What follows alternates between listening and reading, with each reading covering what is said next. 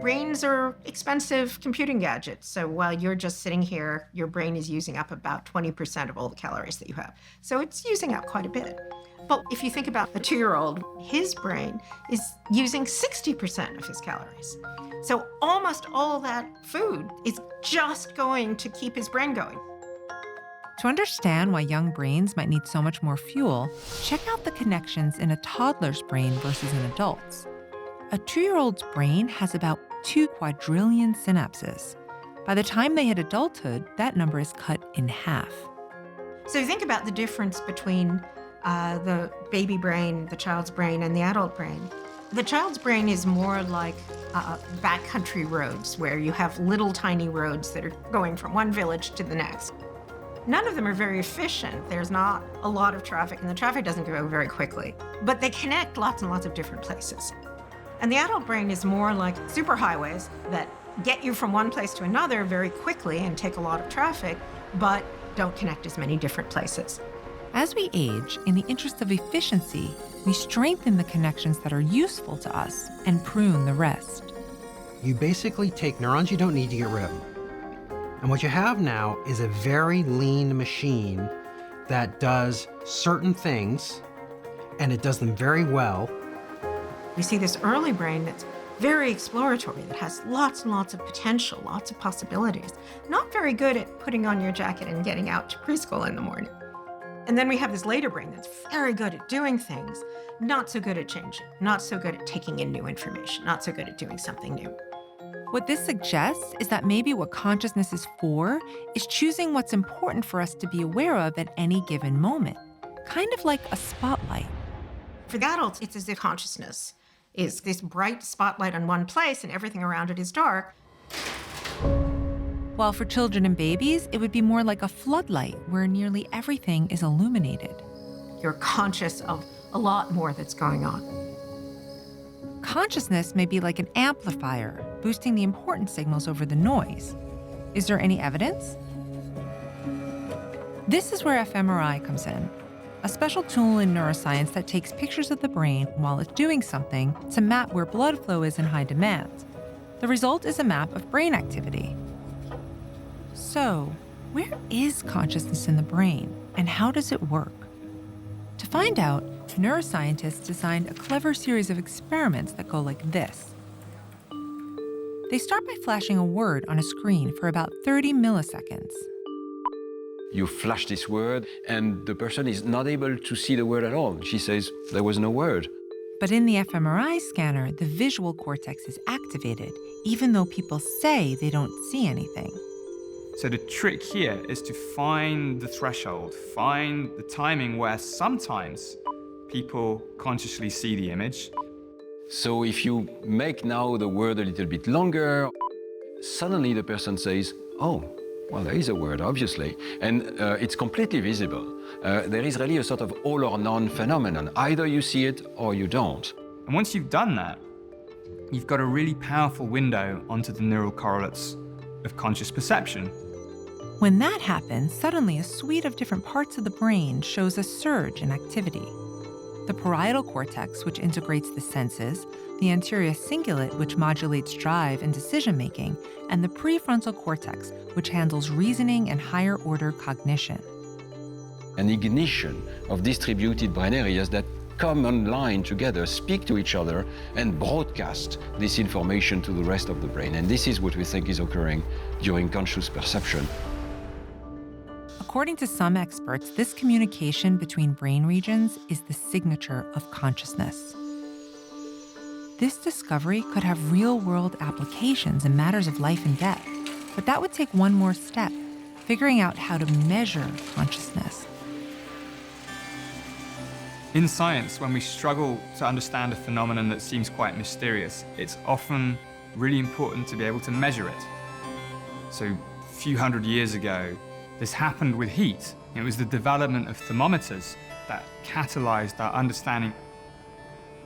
Could something work for consciousness the same way? Could we have a consciousnessometer that will lead us to a deeper understanding of what consciousness is? That deeper understanding could transform the treatment of people with brain injuries. So every year, over 1 million people worldwide will come into an intensive care unit unresponsive, comatose. The challenge that we face is that our bedside exam, asking the person to open their eyes, pinching them and seeing if they'll respond, seeing if they move their arms and their legs, that bedside exam is fundamentally limited. Limited because it often misses people who are actually conscious.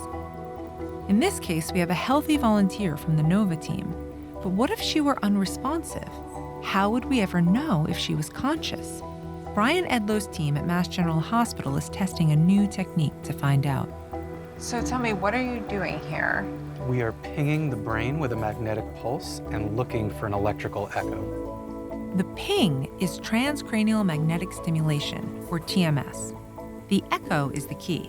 If it dies out quickly, the patient is unconscious. They might be in a coma, deep sleep, or under anesthesia.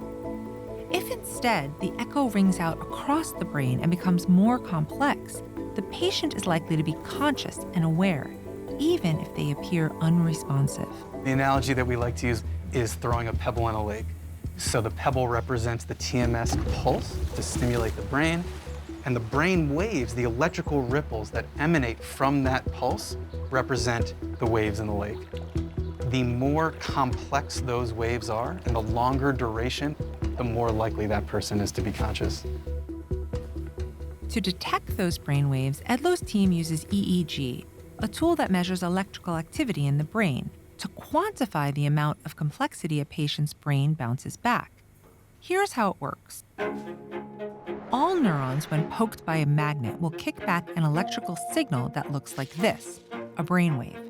But if the surrounding neurons aren't healthy, those brainwaves won't get very far. It turns out that in conscious people, even those who appear unresponsive, not only do those brainwaves spread all over the brain, but they become more complex too. It's as if, to use music as the analogy, what starts as a single repeated note by a few neurons eventually turns into a coordinated symphony of millions. We find that there is this explosion of complexity only when the person is conscious. This complexity, the way different brain areas speak to each other, is a signature, a marker of consciousness. Studies of hundreds of patients in various states, from deep sleep to anesthesia to coma, have enabled scientists to develop a complexity scale. A score above a certain threshold means you're conscious or have the capacity for consciousness. Multiple studies have now shown that 15 to 20% of patients who appear unresponsive, they don't express themselves on our behavioral exam, they are actually conscious. So, will this be able to help people in those states? When we speak to families about what matters to them most, it is that patient's current level of consciousness and their potential for future recovery of consciousness. If families were to have that information, it could fundamentally affect the decisions they make about whether to continue life-sustaining therapy. Progress in the clinic is extremely real and fast, and people realize that the problem of consciousness is starting to be solved. Starting to be solved, because while we have several clues about how conscious awareness might work in the brain, this is only the beginning. How all of those pieces of brain activation add up to you, a distinct individual with a sense of self, is still a mystery.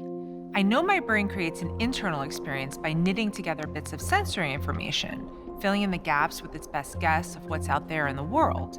But what are those guesses based on? Memory. Each of us has a life rich with experiences to draw from. Where we were born, went to school, who we fell in love with. Memories are the cornerstone of our identities, but as it turns out, they have a very shaky foundation. I could swear by it and would pass every lie detector test that I had Mother Teresa, but I hadn't. Something that I wanted to happen, but it never did happen. The stories we tell ourselves or what we consider our memory is a construction. We create these representations, and they're very dynamic. They constantly change. You're kind of living a revision of the story of your life constantly. The more often we recall things, the less objectively accurate our memories become. It turns out that every time you recall a memory, your first kiss, graduating from college, the death of a loved one. The very act of recollection makes it vulnerable to change. So when you experience a new event, it has to be stored in the brain. And then we used to think that whenever you think about that event, you retrieve the same original memory. But what we got to realize in the last few decades is that whenever you retrieve a memory, it goes back to an unstable state. In 2000, memory scientist Eric Kandel won the Nobel Prize for showing that each memory creates new synapses, connections that store the memory. But what happens when you recall it? Every time you remember it, you bring it up into your working memory and you perceive it, and you destroy the long-term memory.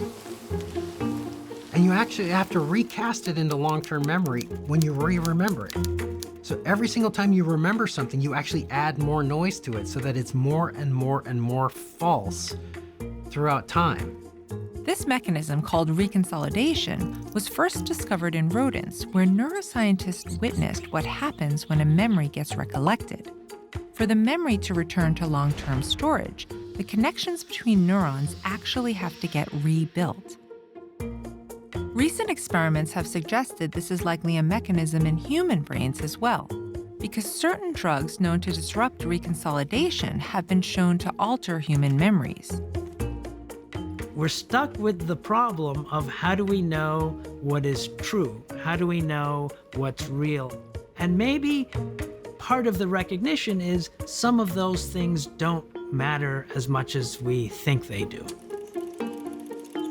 If we think about the fact that maybe our memories are not as they originally happened, it could be a scary thought, because then who are we?